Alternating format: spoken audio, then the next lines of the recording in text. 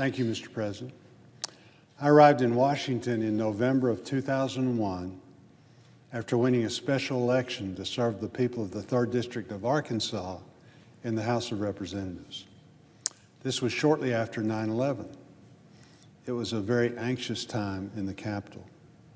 Every one of my colleagues sought to find ways to work together to move major pieces of legislation that helped to return a sense of normalcy that Americans so desperately sought in the wake of the attacks.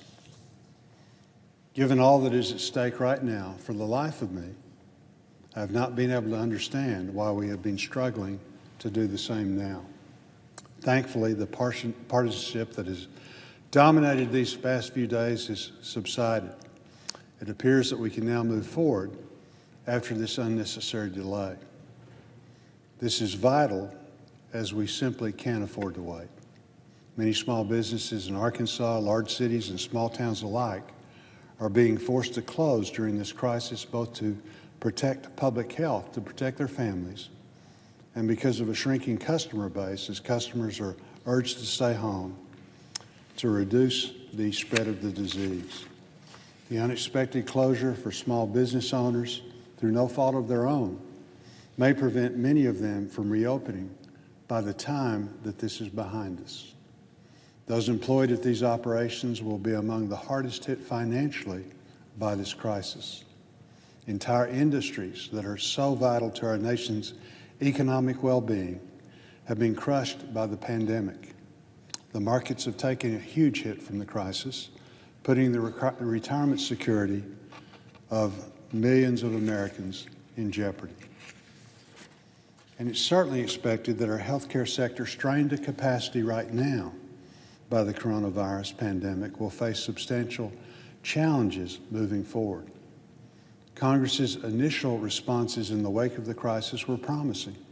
We came together to pass a comprehensive package to dramatically increase efforts to prevent the spread of the disease, treat Americans diagnosed with COVID-19, and support research to find a vaccine. President Trump signed this bipartisan, bicameral emergency supplemental appropriations package that provided a surge in funding throughout the government, almost $8 billion, to meet the growing challenge that we face. It promotes a government-wide approach, channeling the collective energy, knowledge, and talents of federal and state, local public health officials and healthcare professionals to mitigate the spread of the coronavirus and treat those who have been affected. After that, the House passed a bipartisan relief bill, the Families First Coronavirus Response Act, that includes paid emergency leave for workers, widespread coronavirus testing at no additional cost to patients, and enhanced food security initiatives. Last week, my colleagues in this chamber worked together to approve the Families First Coronavirus Response Act, and the President signed it into law. This was the first step in our efforts to provide economic relief. We called it Phase 2. There are several aspects of that bill that the Senate would like to have changed, but for the sake of urgency and building bipartisan momentum, we passed the bill without a single amendment. We put our differences aside and did what we believed was in the best interest of the American people. Republicans and Democrats alike agree that much more is needed to be done to help individual Americans negatively affected by this crisis and stave off a massive economic disaster. That's what this bill does. Phase 1 provided immediate funding to address the public health crisis. Phase 2, the Families First Coronavirus Response Act, marked the beginning of our efforts to address the coronavirus's economic impact. It has a number of helpful provisions in it, but we have to build upon this effort and provide more relief to the American people in this time of crisis. That is Phase 3, the Coronavirus Aid, Relief, and Economic Security Act, the CARES Act, the bill we've been trying to move forward over the past several days. The CARES Act would send billions of dollars to hospital and healthcare providers. the men and women on the front lines of this fight. It would send direct checks to millions of American households to offset the economic impact of the crisis and allow for a much-needed injection of liquidity into our economy.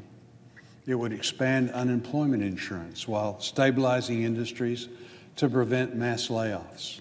And it would provide dramatic relief to the livelihood of our economy, our small businesses, which have taken a massive hit as a result of this unprecedented public health crisis. We have to create a path to economic recovery. We've told Americans they can't go to work, businesses are unable to operate, and as a result of these measures, individuals are not getting a paycheck.